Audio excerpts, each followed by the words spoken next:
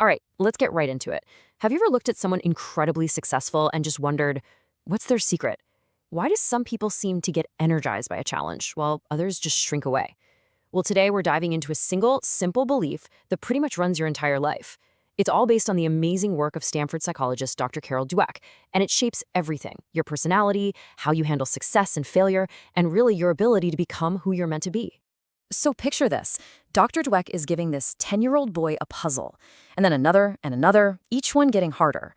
And as the puzzles get really tough, instead of getting frustrated or giving up, this kid pulls up his chair, rubs his hands together, and with a huge grin says, "I love a challenge." Another kid, when things got tough, looked up and said, I was hoping this would be informative." I mean, what is going on there? Dweck always thought you either coped with failure or you didn't. It never even occurred to her that someone could actually love it. And that question is really the whole ballgame, isn't it? It gets right to the heart of how we live our lives. Why is it that for some of us, hitting a roadblock feels like a total catastrophe, like it's proof we just don't have what it takes? But for others, that exact same roadblock is a gift. It's a puzzle they get to solve, a chance to learn, to get stronger. What makes the difference? Well, the answer Dweck found is actually surprisingly simple, but it's incredibly profound. It's not about how smart you are or how talented, it's about what you believe about being smart and talented. Turns out there are two fundamental ways to see the world, and the one you choose changes absolutely everything. And here they are. These two mindsets create two completely different realities. On one side, you've got the fixed mindset.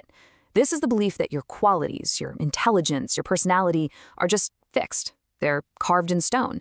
And if that's true, then you feel this constant nagging pressure to prove that you've got a good amount of them. Then on the other side, there's the growth mindset.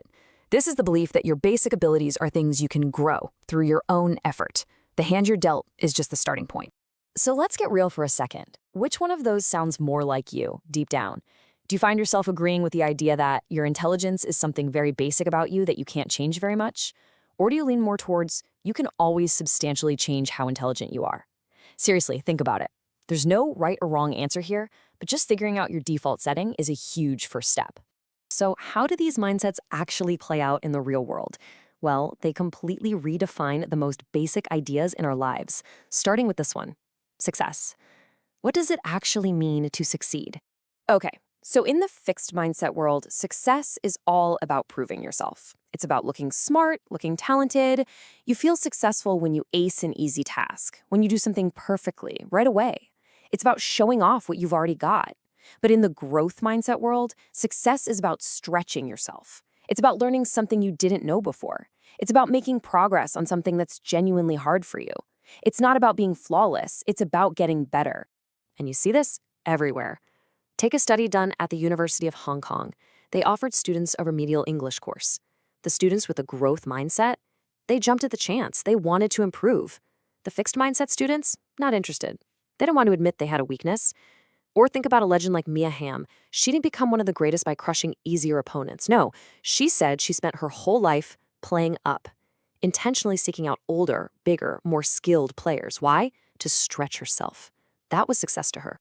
All right, so if these mindsets change how we see success, you can bet they completely transform how we see failure.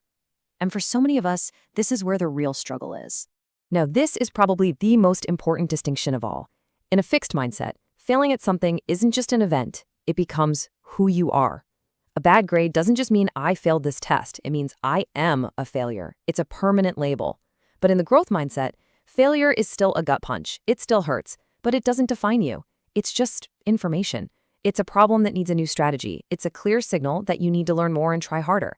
It's a springboard for growth, not a final verdict on your worth. And just look at how differently this plays out. You have the brilliant chef Bernard Luceau.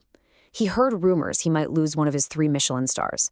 To his fixed mindset, this wasn't just feedback. It was a final judgment on his entire life's work. Tragically, he took his own life. Now compare that to the football player Jim Marshall.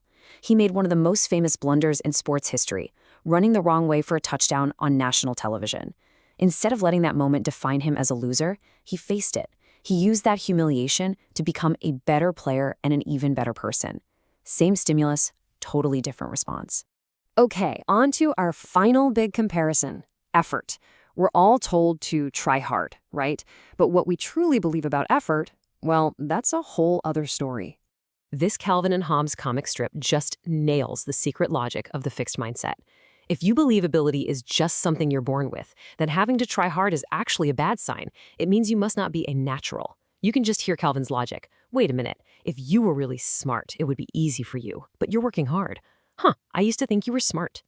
Effort doesn't signal commitment. It exposes your lack of genius. But as you can probably guess, the growth mindset completely flips that idea on its head. For people in a growth mindset, effort isn't the enemy of ability. It's the thing that brings it to life. It's the magic ingredient. It's what takes whatever potential you have and turns it into something real. And you know what? The people we think of as the ultimate naturals, they're the biggest believers in this. People called Michael Jordan a natural, but he was legendary for his insane work ethic. Chuck Yeager, the heroic test pilot, flat out said there's no such thing as a natural-born pilot. He said the reason he was one of the best was simple. He put in more hours. They credit the toil, the training, the passion, not some magical gift they were born with. So after exploring these two completely different worlds, one all about judgment and the other all about growth, what's the big takeaway here? Well, it's actually the most hopeful and empowering message of all. You are not stuck. I really want you to let that sink in. Your mindset, it's not a permanent part of who you are. It's not in your DNA.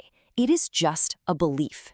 And yeah, it's a really powerful belief that shapes your reality. But at the end of the day, it's just a thought. It's a perspective. And because it's just a belief, you can change it. You have a choice. You can start to notice those fixed mindset thoughts when they pop up, that fear of a challenge, that sting from failure, and you can consciously choose a different path. You can choose to see that challenge as an opportunity. You can choose to see effort as the only way forward. So ultimately, it all comes down to this question. When you look back on your life, what do you want to say? Do you want to be the person who says, oh, I could have been living in a world of what ifs?